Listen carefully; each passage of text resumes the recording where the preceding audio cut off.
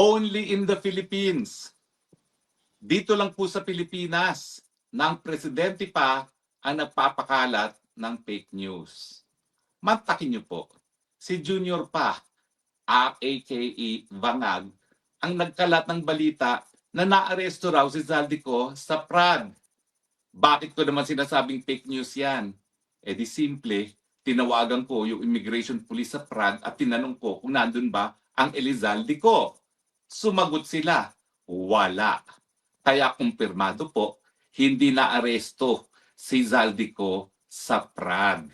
Hindi ko nga maintindihan bakit ang mainstream media kinakailangan na pagkatiwalaan ang salita ng isang presidente na alam naman natin wala sa tamang pag-iisip dahil siya ay bangag. Pero ang tanong, bakit atat na atat ba itong presidenteng ito na siya pa ang mag-aanunsyo di umano na naaresto na si Zaldico? Ang kanyang pag-aanunsyo pa nga para bagang may kinalaman ng administrasyon niya sa pag-aresto kay Zaldico. Yung pala, dahil lamang sa illegal entry sa Czech Republic, dahil wala na nga siyang valid na passport dahil na-revoke na ng Sandigan Bayan ang kanyang passport. So bakit presidente pa kinakailangan mag-anunsyo? Well, obviously, kasi gigil na gigil siya kay Zaldico. Dahil si Zaldico lamang ang testigo na magpapatunay na siya bilang presidente ang arkitekto ng korupsyon sa flood control scam at sa lahat ng kabalastugan sa infrastructure projects. Di ba? Si Zaldico lang talaga nagsabi na ang presidente na bangag ang nagpasok ng 100 billion na flood control projects at siya pa ang nag-deliver ng 25 billion kay presidente. Ito ba ay gayang testimonya ni Madriaga? Abay hindi. Bakit? Dahil merong 18 mga Marines na nag-alay sa kanilang buhay para sa inang bayan na nag-corroborate na mali nga ang kanilang idiniliber kung kasino-sino upon orders of Zaldico na sinabi naman ni Zaldico.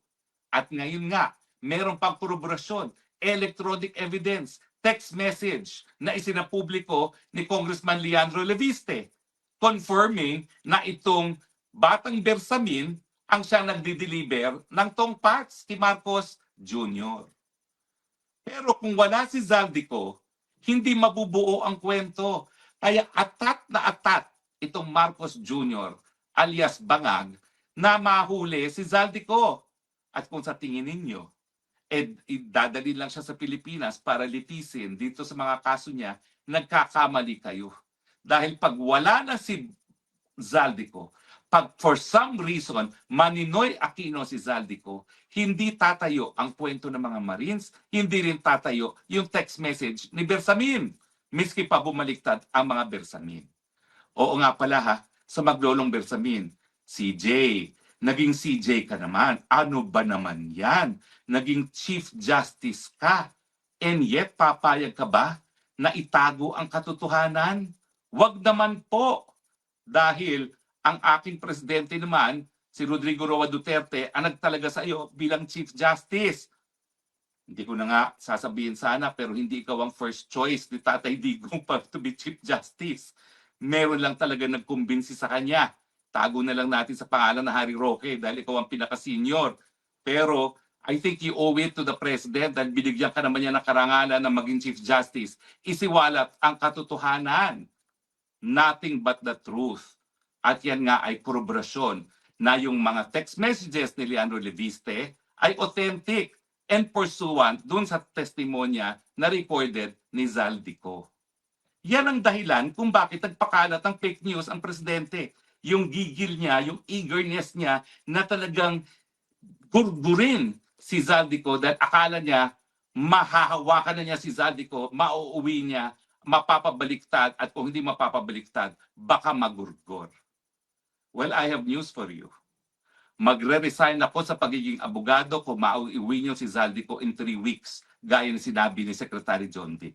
Hindi po mangyayari yan dahil alam ng buong daigdig kung ano ang siniwalat ni Zaldico. All you have to do is to type the name of Zaldico in Google. Lalabas at lalabas yung kanyang revelasyon na presidente, arkitekto ng korupsyon sa Pilipinas. And by now, alam na ng buong daigdig ang issue ng korupsyon sa Pilipinas.